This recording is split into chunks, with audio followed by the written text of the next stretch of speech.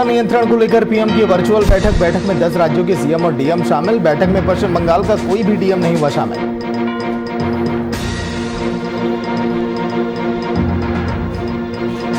झारखंड में जारी होगा ई पास को आसान बनाने वाली याचिका को किया गया खारिज। का सब्जी खरीदने पैदल भी जा सकते हैं लोग।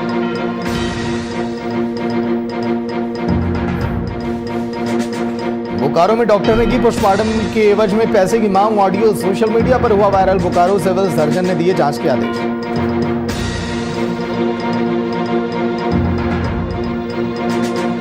पूरे देश भर में कोरोना का कहर लगातार जारी। गिरिडीह उपायुक्त ने किया स्वास्थ्य केंद्र का औचक निरीक्षण। संबंधित अधिकारियों को दिए गए दिशा निर्देश।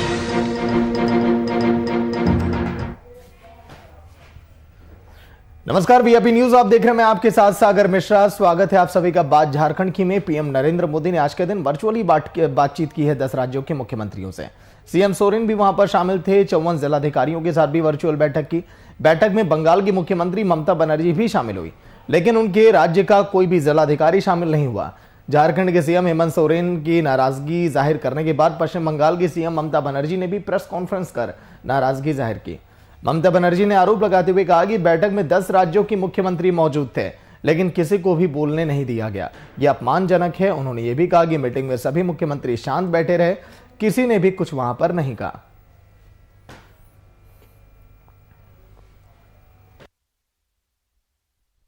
कि हमारे देश के आदरणीय प्रधानमंत्री महोदय हमेशा मन की बातें करते हैं, वो जन की बातें कभी नहीं करते। और शुरू से इस चीज को लोगों ने देखा समझा नहीं था, मगर अब उनकी कार्यशैली को लोग समझने लगे हैं।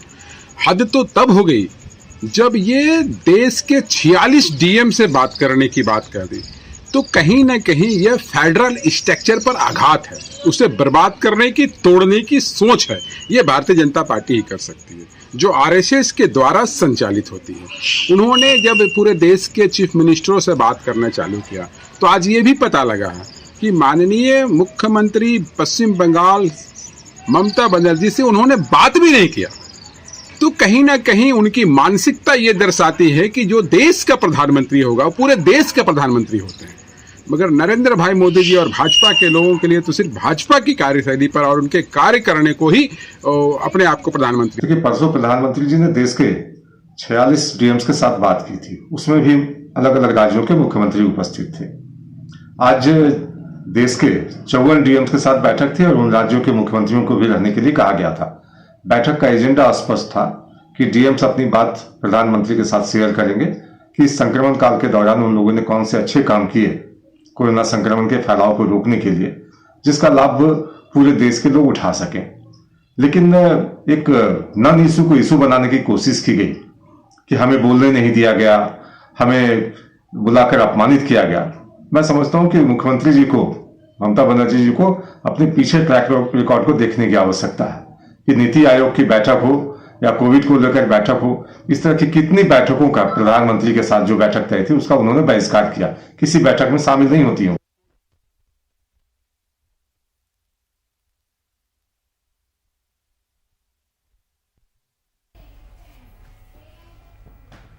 और 21 मई को देश के पूर्व प्रधानमंत्री राजीव गांधी की पुण्यतिथि है। इस मौके पर झारखंड के सभी जिला, प्रखंड, पंचायत स्तर पर गरीबों और जरूरतमंदों के लिए सेवा दिवस के रूप में मनाया जाएगा।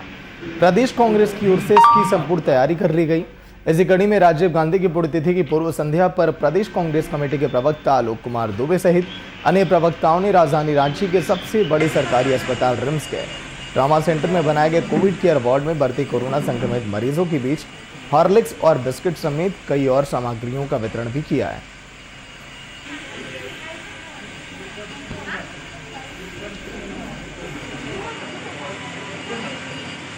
बीमारी नहीं है। भारत रत्न पूर्व प्रधानमंत्री राजीव गांधी जी की कल पुण्यतिथि है, तो उसकी पूर्व संध्या पर हम आज प्रदेश कांग्रेस कमेटी की ओर से मैं और मेरे साथी लाल किशोर नाथ सहदेव जी और डॉक्टर राजेश गुप्ता छोटू जी, आज हम लोग कोरोना संक्रमित मरीजों से मिलने के लिए आए हैं।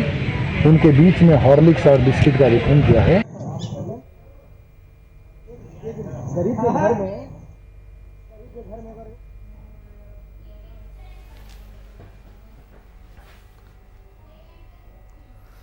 इस कोरोना महामारी से जंग के खिलाफ हर कोई कोशिश कर रहा है। इसी कड़ी में झारखंड में बीजेपी युवा मोर्चा ने कोरोना महामारी को देखते हुए जरूरतमंदों के बीच निःशुल्क ऑक्सीजन बांटने का काम शुरू किया, जिसका शुभारंभ बीजेपी प्रदेश अध्यक्ष दीपक प्रकाश ने किया। मौके पर दीपक प्रकाश ने कहा कि जिस किसी को भी इसकी जरूरत होगी, पार्टी के हेल्पलाइन नंबर पर वो संपर्क कर सकता है।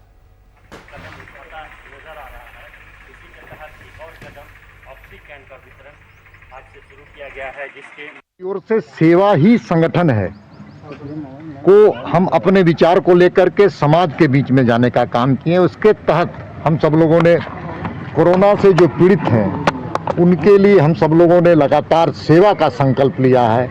उनके परिवार के लिए हम सब लोगों ने संकल्प का काम किया है। साथ ही साथ हम कह सकते हैं कि हम लोगों ने ऑक्सीजन सिलेंडर घर तक पहुंचाने का काम किया, जिन जो लोग उससे जरूरत महसूस करते थे।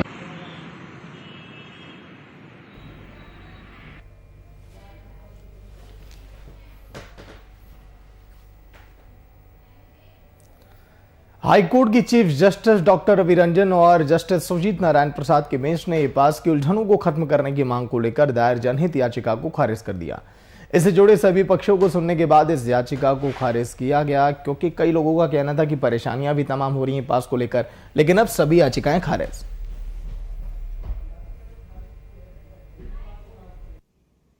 दायर किया गया था, उसमें पिटिशनर की ओर से ये कहा गया था कि ये लोगों को समस्या आ रही है और इसेंशियल कमोडिटीज परचेज करने के लिए भी ई-पास और ये सारी बातों को कोर्ट के समक्ष उठाया गया। कोर्ट ने ये कहा कि ये नीतिगत मामला है और राज्य सरकार ने जो निर्णय लिया है वो बिल्कुल सही है, उसमें किसी भी तरह के हस्तक्षेप की गुंजाइश नहीं है। और पहले भी इस तरह का नियम बनाया गया था जिसे किसी भी कोर्ट ने कभी उसमें इंटरफेयर नहीं किया है। और माननीय न्यायालय का ये भी कहना था कि ये लॉकडाउन और इससे जुड़े जो व्यवस्था की गई है जैसे ई-पास है, तो ये बहुत ही आवश्यक कार्य के लिए है। शुभम कुमार फोन लाइन पर पूरी जानकारी के साथ। शुभम, ई-पास से जुड़ी सभी याचिकाएं देखिए खारिज की गई और ऐसे में राज्य में कई जगहों पर लोगों का यह भी कहना था कि ई-पास से दिक्कतें आ रही हैं, इसके बाद अब क्या होगा? शुभम। बिल्कुल सागर, देखिए कहीं ना कहीं ई-पास से लोगों को परेशानी तो जरूर हो रही है, लेकिन मुख्यमंत्री हेमंत सोरेन की सरकार ने कुछ सोच समझकर इस निर्णय को लिया था और बढ़ते हुए संक्रमण को रोकने के लिए कहीं ना कहीं इस निर्णय को लिया गया था। लेकिन इसके बावजूद भी एक जमानत याचिका दाखिल की गई थी झारखंड उच्च न्यायालय में और जिसे झारखंड उच्च न्यायालय ने सिरे से खारिज कर दिया गया है। और अदालत ने साफ तौर पर यही कहा है कि जिस तरीका से हेमंत सरकार ने कुछ सूझबूझ के साथ ये फैसला को लिया है, जिससे राज्यवासियों की जिंदगी को बचाना बेहद जरूरी माना गया है, इसी वजह से कह सकते हैं इस जमानत याचिका को खारिज किया गया। और जिस तरीका से न्यायालय ने यह भी कह दिया है कि इसमें कोई न्यायालय का हस्तक्षेप नहीं चलेगा, क्योंकि ये सरकार का नीतिगत मामला है और नीतिगत तौर पर इस निर्णय को लिया गया। और कहीं ना कहीं एक बड़े राज्य में जो संक्रमित मरीज जो मिल रहे थे उसको कहीं ना कहीं रोकने के लिए इस निर्णय को लिया गया था। जी, लेकिन शुभम, जो कोरोना के मामलों में कमी देखी जा रही है झारखंड में बीते कुछ दिनों से लगातार, जो हालात कंट्रोल में है, मुझे लगता है कि तमाम पाबंदियों की ही वजह से है, इसीलिए देखिए इस पर अधिक विचार नहीं किया गया और खारिज किया गया। बिल्कुल सागर, ये बात अब कह सकते हैं बिना डाउट के भी कहा जा सकता है, क्योंकि जिस तरीका से जो परिस्थिति थी झारखंड में 15 मई तक जो पीक आवर था कोरोना का, उसमें अब कह सकते काफी गिरावट आई है। और कहीं ना कहीं मुख्यमंत्री हेमंत सोरेन के उन तमाम फैसलों का यह नतीजा है कि आज हम जो घटता हुआ ग्राफ कोरोना का देख रहे हैं, संक्रमित मरीज का कम आना, रिकवरी रेट का बढ़ जाना, तो कहीं ना कहीं मुख्यमंत्री हेमंत सोरेन के उन तमाम निर्णयों का यह नतीजा है, जिसके कारण क्योंकि झारखंड में अभी भी लागू है स्वास्थ्य सुरक्षा सप्ताह और जिसकी अवधि 27 मई के सुबह 6 बजे तक है। और मुख्यमंत्री लगातार स्वास्थ्य सुरक्षा सप्ताह की अवधि को इसलिए बढ़ा रहे थे क्योंकि वो स्थिति को सामान्य करना चाहते थे। और कह सकते हैं कि मुख्यमंत्री हेमंत सोरेन के इस निर्णय का राज्यवासियों ने भी बहुत हद तक स्वागत किया था। कुछ ऐसे लोग हैं जिन्हें परेशानी तो जरूर हो रही है क्योंकि ई-पास वो नहीं बनवा पा रहे हैं, लेकिन अब ई-पास के 3 सर्वर और जोड़ दिए गए हैं, जिससे लोगों को अब आसानी होगी। और अगर आंकड़ों की बात करें तो बस महज 16 तारीख से लेकर और आज 20 तारीख है, महज 4 दिनों में 8 लाख झारखंड में से 8 लाख से ज्यादा लोगों ने ई-पास बनवा कर रखा है। तो सागर, सभी लोग इन बातों को समझ रहे हैं, इन बातों पर सभी लोग अमल भी कर रहे हैं और सरकार का परस्पर सहयोग भी झारखंड में देखने को बखूबी मिल रहा है। जी, लेकिन शुभम, अभी जो हालात कंट्रोल में आए लॉकडाउन को लेकर, क्या आगे पाबंदियां बढ़ाने पर भी विचार किया जा सकता है? क्या और अधिक सख्ती हो सकती है जिस तरह से हमने मिनी लॉकडाउन में देखा, या फिर अब थोड़ी राहत अब दे जाने वाली है लोगों को? देखिए सागर, सरकार उस कदम में भी कहीं ना कहीं पहल कर रही है और मुख्यमंत्री हेमंत सोरेन का साफ तौर पे कहना है कि जीवन के साथ जीविका भी जरूरी है। शायद इसी वजह से सुबह 6 बजे से लेकर 2 बजे तक जरूरी प्रतिष्ठानों को खोलने की अनुमति कहीं ना कहीं हेमंत सरकार के द्वारा दी गई है। तो सभी दुकानें तो नहीं खुल रही हैं, लेकिन जरूरत की दुकानें, चाहे वो राशन की दुकान की बात कर लें, मेडिकल शॉप्स की बात कर लें, रिपेयरिंग की बात कर लें, गैराज की बात कर लें, ऐसे दुकानों को खोलने की अनुमति दी गई है, लेकिन एक समय सीमा निर्धारित किया गया है। उसके तहत सभी लोग खुश नजर आ रहे हैं। और हालांकि थोड़ी मोड़ी दिक्कत सभी राज्यों में है, लेकिन झारखंड की स्थिति कोरोना को लेकर अभी भी बेहतर है और कहीं ना कहीं और बेहतर होने की उम्मीद भी है। और हेमंत सोरेन कुछ निर्णय ले सकते हैं, चाहे वो राज्यवासियों को कह सकते हैं राहत देने की बात हो, चाहे वो सुरक्षा सप्ताह को बढ़ाने की बात हो। दोनों ही में राज्य की जनता का फायदा है। कोरोना के बढ़ते हुए आंकड़े हमें कम देखने को मिल सकते हैं। जी चलिए, शुक्रिया शुभम पूरी जानकारी के लिए।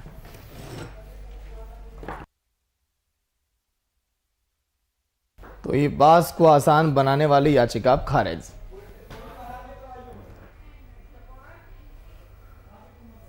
और दुमका जिले के लगभग 70 मजदूर नेपाल राज्य में फंसे हैं। सभी मजदूरों ने सरकार से भारत आने की गुहार लगाई। दरअसल कोरोना की दूसरी लहर में नेपाल के सिंधु पाल्चोक जिले के बागमती अंचल के गोरी गांव में सभी मजदूर वहां पर फंसे हुए हैं, जिन्हें अब कहा जा रहा है कि लाया जाएगा। देखिए, गुहार वो लगा रहे हैं कि मुझे अपने राज्य बुलाया जाए। लोग वहाँ पे संपर्क बनाए हुए हैं और कैसे लोगों के द्वारा अनुरोध किया गया है कि पास उनको दिला दें ताकि वो यहाँ तक पहुँच सकते हैं। तो हम लोग वहाँ प्रशासन के साथ बात करके बहुत ही जल्द उनको पास और अन्य सुविधाएं निर्गत करेंगे। कितने मजदूर? करीब 70 मजदूर की बात आ रही है, 70-72 की। तो अभी लेबर सुपरिटेंडेंट के द्वारा पूरा लिस्ट को जांचा जाएगा और इस पर कार्य किया जाएगा।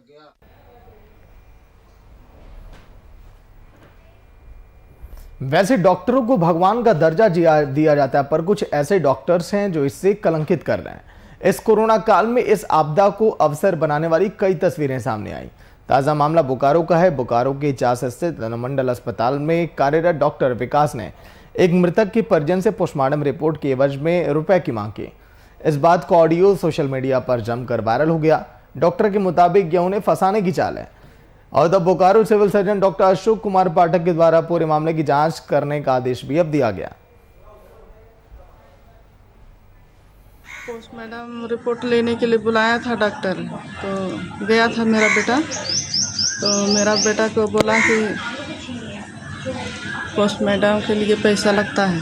तो मैं लड़का तो घबरा गया कि क्या करेंगे क्या नहीं बोल के। उसके बाद वैसे ही फिर घर आ गया।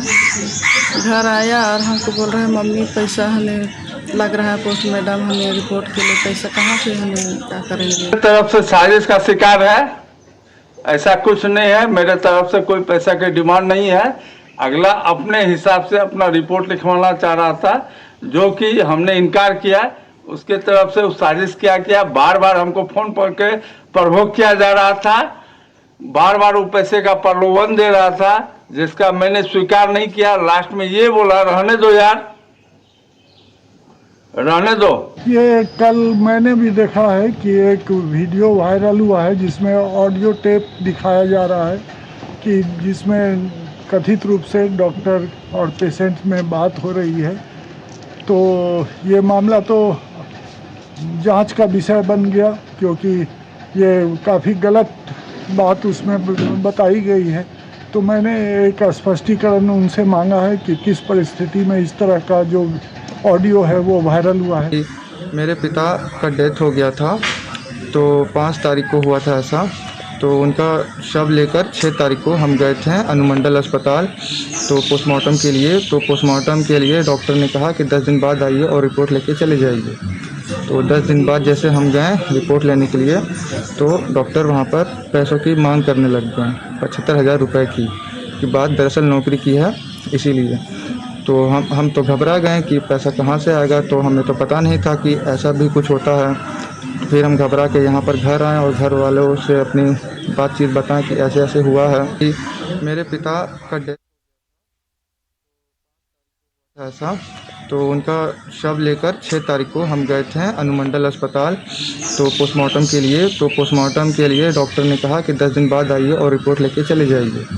तो 10 दिन बाद जैसे हम गए रिपोर्ट लेने के लिए, तो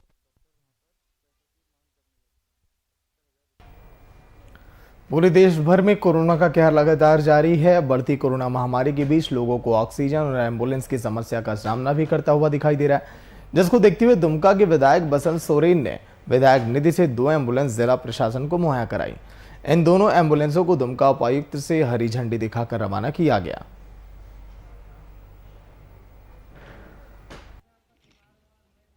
पूरे राज्य में अभी कोरोना महामारी को रोकथाम के लिए काफ़ी कार्य किए जा रहे हैं। सरकार की तरफ से, प्रशासन की तरफ से काफ़ी सारे पहल किए जा रहे हैं। सभी गाइडलाइंस के अनुसार लॉकडाउन का इम्प्लीमेंटेशन के साथ साथ सैम्पलिंग, टेस्टिंग और मरीजों का इलाज भी चल रहा है।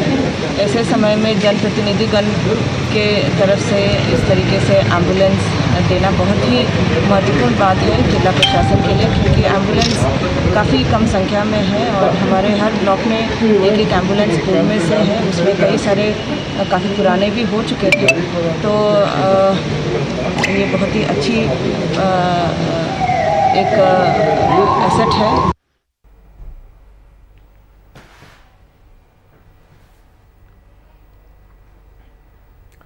21 मई को राजीव गांधी की पुण्यतिथि है। कोरोना काल के बीच पड़े राजीव गांधी की पुण्यतिथि को लेकर कांग्रेस पार्टी ने अपने नेताओं और कार्यकर्ताओं को खास निर्देश जारी किए, जिसके तहत जरूरतमंदों को पार्टी की ओर से मास्क, अनाज, सैनिटाइजर और साबुन का वितरण किया जाएगा। पूरे देश के साथ ही साथ राज्य में भी तैयारियां हो रही हैं। वहीं झारखंड में इसके लिए 6 मंत्रियों के बीच जिला बांट दिया गया, जो इसकी निगरानी अब करने में लगे हैं।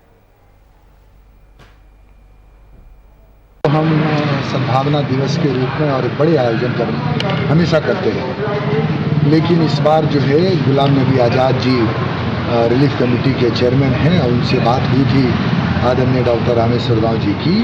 उसमें हम लोगों को जिम्मेदारी दिया गया है कि गरीबों के लिए जो है और ज़रूरतमंदों के सेवार्थ उनका ये समर्पित रहेगा श्रद्धांजलि। तो रांची शहर के अंदर में, रांची जिला, ग्रामीण, हर जगह हम लोग sanitiser, mask, oxygen, food packets, सूखा राशन या जहाँ भी गरीबों को जो ज़रूरत की चीज़ें महसूस होंगी, कोरोना वॉरियर्स को हम लोग देने का काम।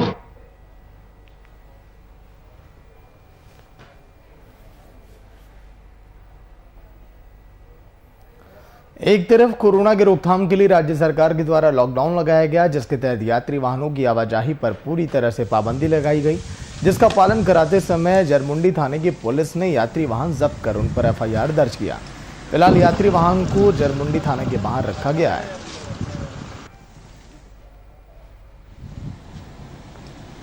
मामला ये है कि एक बस भागलपुर में लेबर को उतार के देवघर होते हुए दुमका आ रही थी।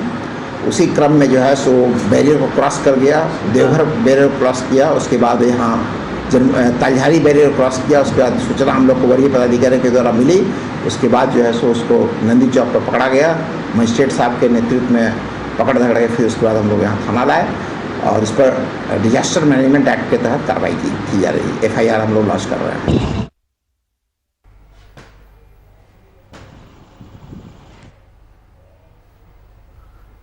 गिरिडीह के सदर अस्पताल में ICU निर्माण का कार्य पूरा हो गया है। गिरिडीह विधायक सुदेवी कुमार सोनू ने निर्माण कार्य का जायजा लिया।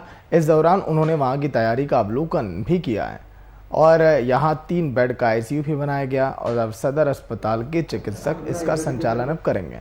21 मई को इसे अब शुरू किया जाएगा। ICU वार्ड, CCU वार्ड का शुभारंभ होने जा रहा है।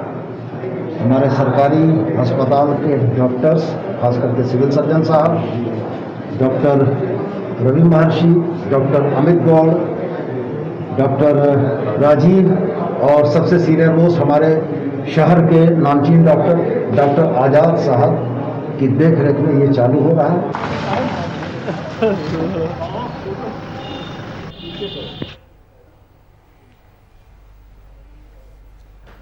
गिरिडीह सदर अंचल क्षेत्र के करहरबारी मौजा में जमीन का LPC निर्गत करने के लिए राजस्व कर्मचारी की ओर से रिश्वत मांगने के मामले ने अब तूला पकड़ लिया। इसे लेकर आवेदक शैलेंद्र गुप्ता ने AC, DC और मुख्य सचिव को मेल भेजकर कार्रवाई की मांग अब की है।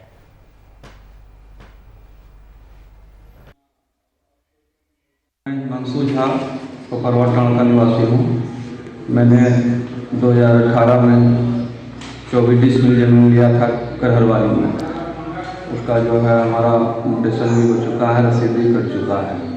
अभी जो है उस ज़मीन पर सिलेंडर नाम जो है जिससे ज़मीन हम लिए हैं उनका मोतिया लगते हैं, वो उस पर ऑब्जेक्शन कर रहे हैं। उनका कहना है कि 9 डिसमिल हमारा ज़मीन निकलता है, किंतु हमने जब ज़मीन लिया था उस समय हमने पिलर किया था। सारा पिलर वगैरह करने के बाद 6 महीने के बाद हमने उसका रजिस्ट्री लिया था। उस समय कोई भी व्यक्ति कोई भी विरोध प्रकट करने के लिए हमारे पास नहीं आए।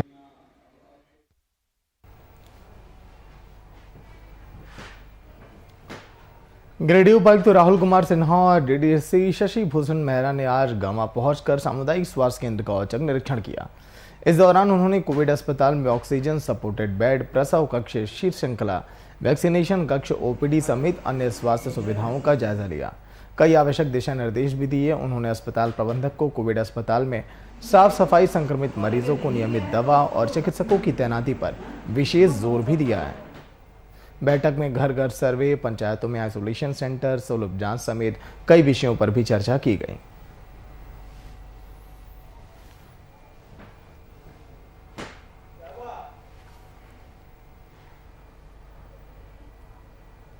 इक्कीसवीं सदी और कोरोना महामारी के इस दौर में पलामू के ग्रामीण इलाके में आज भी झोलाछाप डॉक्टर के इलाज पर वो निर्भर हैं। ग्रामीण समय पर इलाज के अभाव में कोरोना संक्रमण से कई ग्रामीणों की जान चली गई।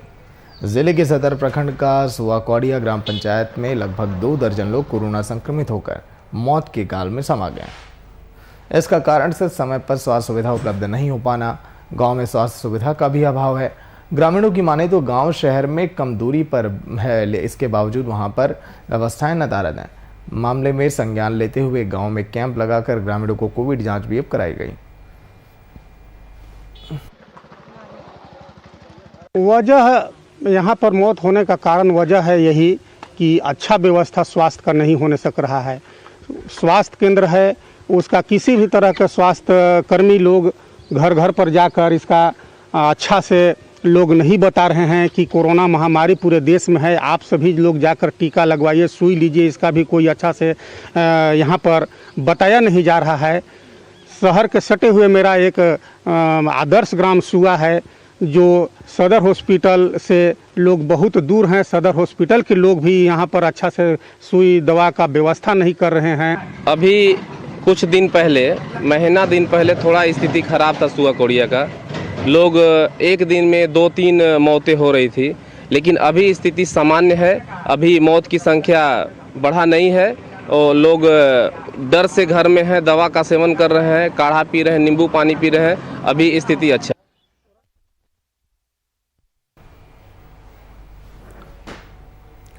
कोरोना के कारण सड़कों पर पसरे सन्नाटे का फायदा उठाकर शराब की डकैती धड़ल्ले से जारी है। इसी कड़ी में राजधानी रांची पुलिस को एक बड़ी सफलता हाथ लगी। पुलिस ने शराब की डकैती करने वाले गिरोह का पर्दाफाश करते हुए 2 डकैतों को धर दबोचा। इनके पास से लूटी गई शराब की बरामद की गई। घटना में शामिल 6 अभियुक्त अभी भी पुलिस की गिरफ्त से बाहर हैं, जिनकी अभी तलाशी जारी है।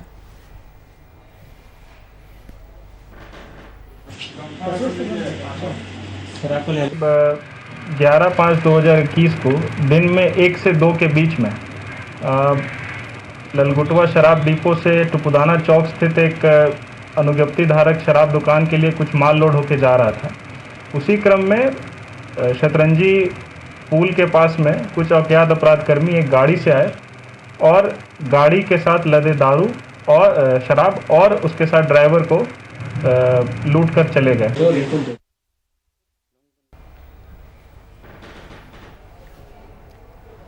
कोरोना संक्रमण की रोकथाम के लिए राज्य सरकार ने स्वास्थ्य सुरक्षा सप्ताह लगाया हुआ है। चौथी बार लगाए गए स्वास्थ्य सुरक्षा सप्ताह का पालन कराने के लिए प्रशासन सख्त है और गढ़वा पुलिस ने भी कोविड-19 के नियम को तोड़ने वालों पर पुलिस ने उन पर बड़ी कार्रवाई अब की है।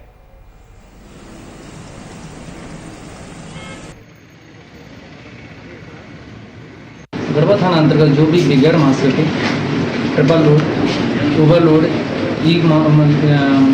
बिगर ई पास के जो भी अवैध रूप से जो क्या कहते हैं बंद की गई दुकानें अभी लॉकडाउन के दौरान सभी जो चलाई जा रही थी, जैसे जूता दुकान हुआ, कपड़ा दुकान हुआ, उसके बाद में सैलून दुकान हुआ, वो सभी पर कार्रवाई की जाती है।